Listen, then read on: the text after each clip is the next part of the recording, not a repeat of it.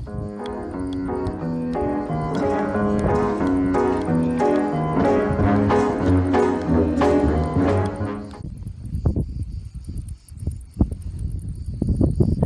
à toutes et à tous, c'est un plaisir de se retrouver ici sur le golfe de Saint-Cyprien pour cet premier épisode de la nouvelle web série du golf dans la tête d'un pro. On a le plaisir de retrouver François Vagnouls qui est le responsable de l'enseignement via sa société Golf Attitude pour une petite explication concernant le trou numéro 14. Le trou numéro 14 qui intéressera beaucoup de personnes, que ce soit les membres du golf mais également les joueurs extérieurs qui pourront à travers cette vidéo connaître le parcours. Voilà François. Bonjour Stéphane, bienvenue. Écoute, merci de m'avoir convié à ce premier épisode. Alors pourquoi le trou numéro 14? Écoutez, d'abord le trou numéro 14 est un trou assez compliqué à driver. Effectivement, nous avons hors limite toute la partie droite, un obstacle d'eau sur la gauche. Donc trou numéro 14, là où nos golfeurs commencent à être un petit peu fatigués physiquement et surtout mentalement. Voilà, sachez que nos golfeurs le dimanche n'ont pas l'habitude de s'entraîner régulièrement et les fins de parcours sont toujours assez compliquées. D'ailleurs on constate, Stéphane, sur les cartes de score, quand tu rentres dans les cartes de score, on voit... Voilà, les golfeurs commencent à flancher à partir de ce trou numéro là. Il reste encore 4 trous quand vous êtes au départ du 14 et c'est un départ crucial. Et François, peut-être que tu nous expliqueras la manière de t'organiser ou en tous les cas les conseils que tu as pour nos joueurs amateurs. Très bien. Alors, tout golfeur aujourd'hui possède dans son sac un télémètre. Donc sur ce trou, vraiment c'est le moment de s'en servir. Donc avec mon télémètre, je vais mesurer la distance qui sépare la forêt d'en face, qui se trouve complètement dans le ref en face. Voilà, première distance primordiale à mesurer. Et la deuxième distance à mesurer, c'est ce petit arbre à gauche qui se trouve au pied de l'obstacle d'eau. Voilà. À partir du moment où j'ai mesuré ces deux distances, et comme tous les golfeurs de Saint-Cyprien ont bien étalonné leur club, ils savent à peu près quel club vont prendre pour faire telle distance, ils vont choisir ce club en fonction de ces distances. Par rapport aux trajectoires, sachant comme je l'ai dit que vous avez hors limite sur la partie droite, obstacle d'eau sur la partie gauche, nous avons 70% de nos golfeurs qui slice, malheureusement, malgré le travail au practice. Donc pour les slicers, on va essayer de s'aligner un petit peu sur la partie droite du départ.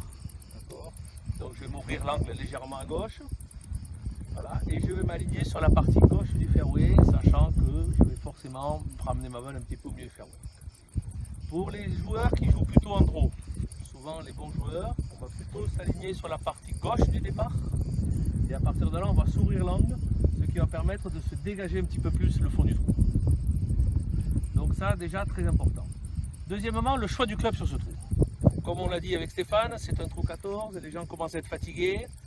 Il est assez compliqué, assez long. Donc je pense que nos golfeurs doivent essayer déjà de faire un bogey. Il vaut mieux un bon bogey sur ce trou. Nous ne perdons pas tellement de points par rapport au reste de la compétition. Donc peut-être ne pas hésiter à sortir le bois 3. Ou même un petit coup de fer 5 ou de fer 4. Ou aujourd'hui d'hybride, d'hybride 4. Vraiment pour mettre cette balle en jeu. Sachez que... Oui, pardon. Pour jouer donc le green en 3. Voilà, pour jouer le green en 3. Bon. À partir du moment où je prends quand même un club assez ouvert, je vais plutôt tendance à m'aligner légèrement à droite. Où le hors limite risque d'être beaucoup moins en jeu. Et à partir du moment où je vais m'orienter à droite, je vais m'ouvrir l'angle pour le second coup. Normalement, avec un coup d'hybride et un deuxième coup d'hybride de fer 5, les golfeurs vont se retrouver avec un coup de 20 mètres à faire. Donc là, ils ont quand même la chance de pouvoir faire approche et un peu. Voilà. Pour les joueurs qui frappent assez fort, il y en a quelques-uns. Pas Stéphane? Ne pas hésiter à s'aligner sur le gros arbre, voilà, que l'on voit, voilà, et essayer vraiment de taper une balle en draw en ayant une balle assez haute. D'accord, on va essayer de porter un peu plus la balle. Ça c'est pour les joueurs de première série qui ont une trajectoire assez haute. Voilà. Donc favoriser une balle haute, voilà, pour pouvoir passer vraiment au-dessus de l'arbre. Voilà. Et à partir de là, on va se retrouver avec un coup de fer 9 ou de fer 8 sur ce trou. Bon. Vraiment, dans le pire des cas sur ce trou, on ne devrait pas raisonner comme ça, mais quand même, on va expliquer. Il vaut mieux dire à nos golfeurs, vaut mieux l'obstacle d'eau que l'hors limite. À choisir, on perdra un point de pénalité, mais pas la distance. Voilà. Très bien. Donc voilà, donc si vous voulez, on va faire la mise en jeu.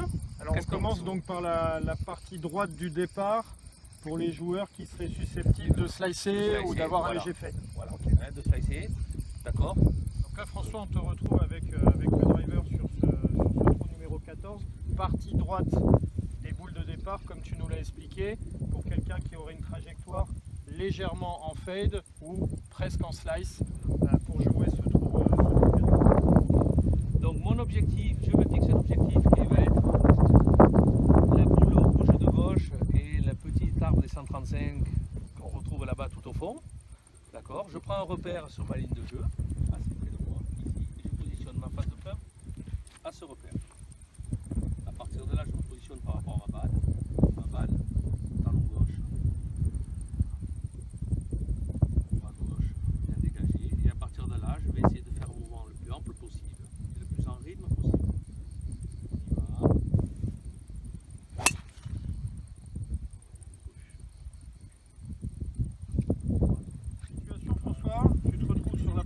On y va. Cette fois-ci pour t'ouvrir l'angle et de faire une trajectoire un peu plus en draw. Donc ça concerne les joueurs peut-être d'un niveau supérieur qui ont une belle trajectoire de droite à gauche en mise en jeu. Oui, donc comme vous pouvez constater, je n'hésite pas à bien positionner ma balle sur la partie gauche du départ, sachant que mes pieds vont se retrouver à l'extérieur des boules. Ça, ce n'est pas un problème, c'est bien autorisé par les règles. J'ai pris mon point de repère partie droite du fairway. Et à partir de là, je repositionne ma face de fleuve de cette partie droite. Balle toujours pied gauche, et là, toujours dans la même logique, mouvement. Voilà, donc la balle là, part à droite et revient donc à gauche sur la partie gauche du fairway.